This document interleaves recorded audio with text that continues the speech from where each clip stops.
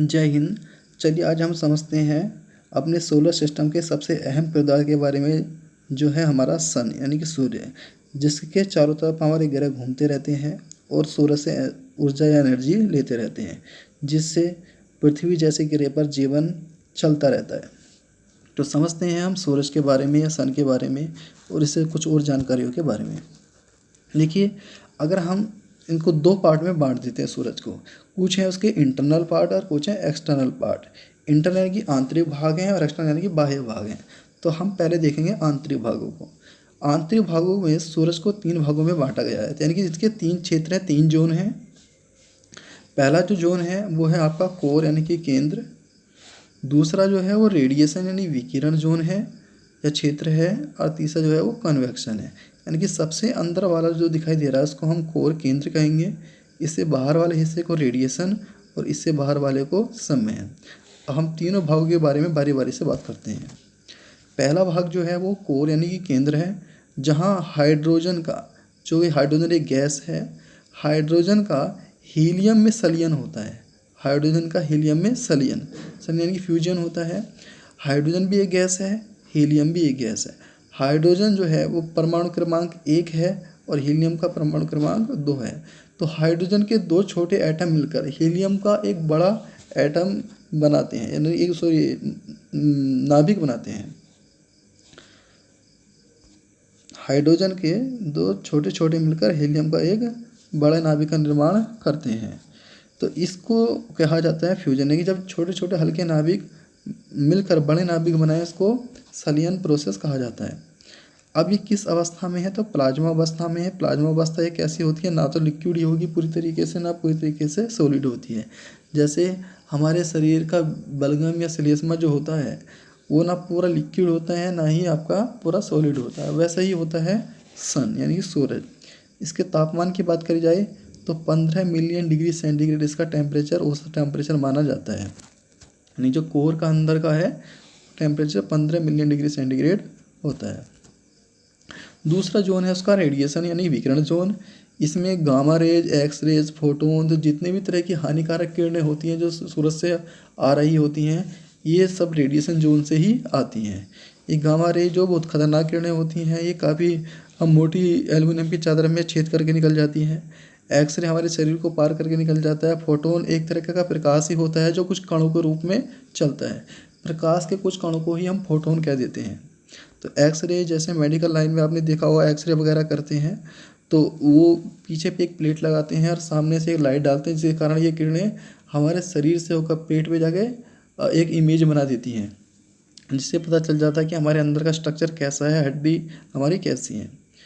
वैसे ही gamma ray हैं जो बड़े बड़े यानी कि कुछ चीज़ों में छेद करने के लिए या कुछ अन्य चीज़ों में कुछ करने के लिए करते हैं, जैसे बैक्टीरिया वगैरह मारने, कुछ इस टाइप से गामा रेज का प्रयोग किया जाता है। तीसरा है आपका कन्वेक्शन संवहन मंडल। अब ये क्या है, यहाँ पर देखिएगा इस मंडल में कुछ सेल हो जाते हैं, इस जोन में कुछ सेल होते हैं।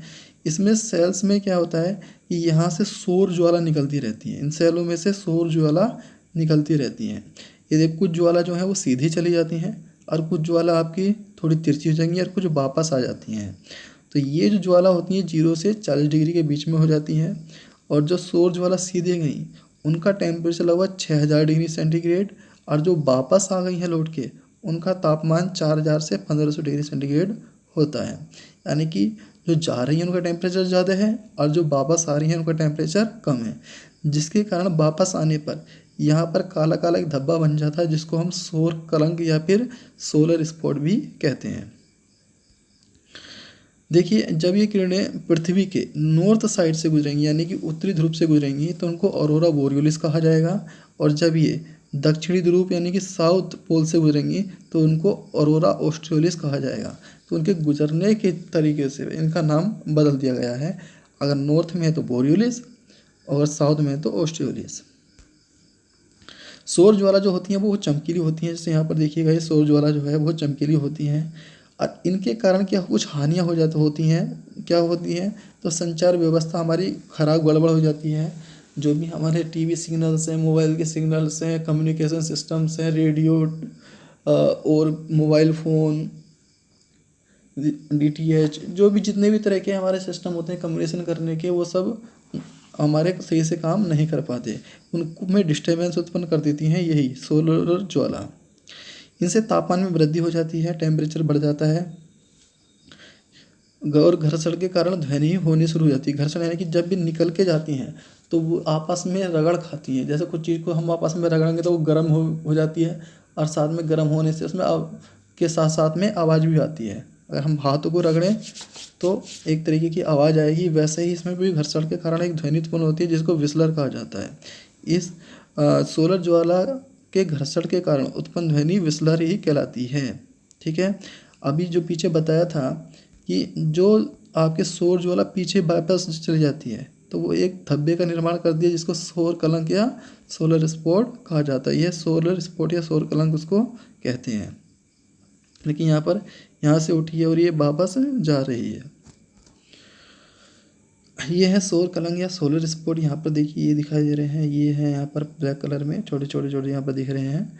तो ये 0 से 40 डिग्री तक सोलर ज्वाला होती है, वहीं पर सोलर स्पॉट बनते हैं।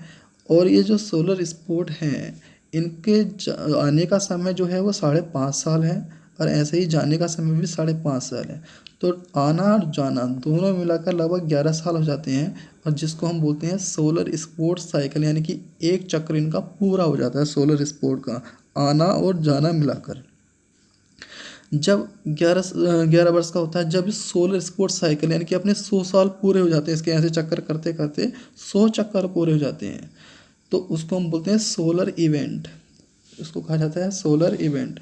अब जो सोलर इवेंट है वो आपका 1100 साल का होता है।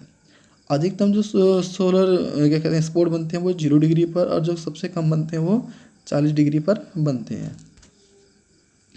ये पिछले उसमें देखा हमने आंतरिक भागों के बारे में, अब देखते हैं इसके बाह्य भागों के बारे में। तो सबसे जो सूरज से सटा हुआ भाग है बिल्कुल ही, जो बाहर का भाग है हमारा कन्वेक्शन वाला, उससे बिल्कुल सटे हुए भाग को हम फोटोस्फीयर यानी कि प्रकाश मंडल कहते हैं। इसका टेम्परेचर 6000 डिग्री सेंटीग्रेड होता है।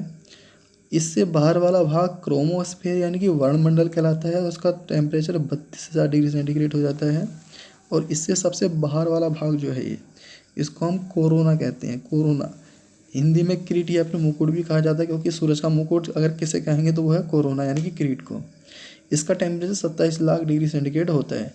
तो सबसे बाहरी वाले हिस्से का टेम्परेचर सबसे ज़्यादा होता है, और कोर जो है core 15 million degree centigrade temperature core का भी होता है। 15 मिलियन डिग्री सेंटीग्रेड ये कोर का है। और जो सबसे बाहर वाला हिस्सा है इसका 27 लाख डिग्री सेंटीग्रेड टेम्परेचर हो जाता है। देखिएगा यहाँ पर ये इंटरनल स्ट्रक्चर है, जो सबसे केंद्र में जो है कोर है, उसके बाहर जाते हैं रेडिएटिव जोन मिलेगा। ये हिस्सा जो रेडिएटिव जोन है, इससे बाहर जाएंगे कन्वेक्शन जोन है। तो 3 तरह के जोन है यहाँ पर। पहला वाला है ये हिस्सा है हमारा कोर, इससे बाहर वाला हिस्सा है रेडिएटिव जोन, और उससे सबसे बाहर वाला है ऐसा कन्वेक्शन जोन। ये तो 3 तो थे आंतरिक भाग। अब बाहर वाले भाग देख लीजिएगा। तो इससे जो सटा हुआ है वो है फोटोस्फीयर यानी कि प्रकाश मंडल, और ये है इस पर सोलर स्पॉट बने हुए। देखिए प्रकाश मंडल में सोलर स्पॉट यहाँ पर बने हुए हैं। इससे बाहर वाला भाग जो है वो क्रोमोस्फीयर यानी कि वर्णमंडल है। और जो सबसे बाहर का हिस्सा जो है, जो सबसे बाहर का हिस्सा है ये, इस हिस्से को हम बोलते हैं कोरोना। ठीक है, किरीट या फिर मुकुट।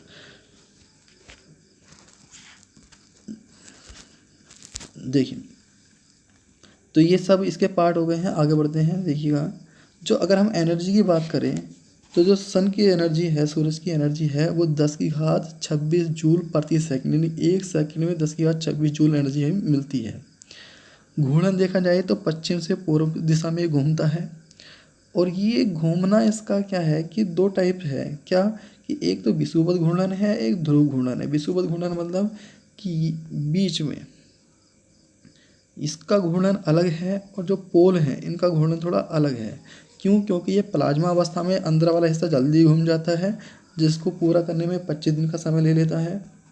एक चक्कर पूरा करने में अपना 25 दिन का टाइम ले लेता है।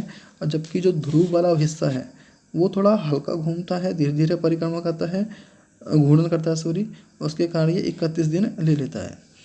तो जल्दी जो घूमेगा वो विषुवत वाला घूम जाता है, यानी कि इक्वेटर घूम जाता है, और जो ध्रुव है पोल है वो थोड़ा अधिक समय लेता है घूमने में।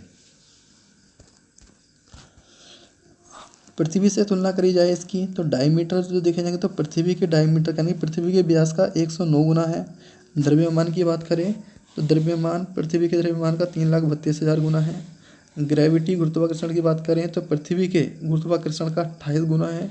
और डेंसिटी की बात करें, घनत्व की बात करें तो पृथ्वी के घनत्व का 20 गुना है। ये देखिए यहाँ पर है पृथ्वी, ये है पृथ्वी, इसके साइज का कंपेरिजन करेंगे तो लगभग ये सूरज है, ये पृथ्वी है, यहाँ पर ये पृथ्वी है, ये सन है। 109 पृथ्वी व्यास में समा सकती है व्यास के अकॉर्डिंग, अगर देखी जाए डायमीटर के अकॉर्डिंग देखा जाए तो वीडियो ये कैसी लगी बताइएगा। जय हिंद।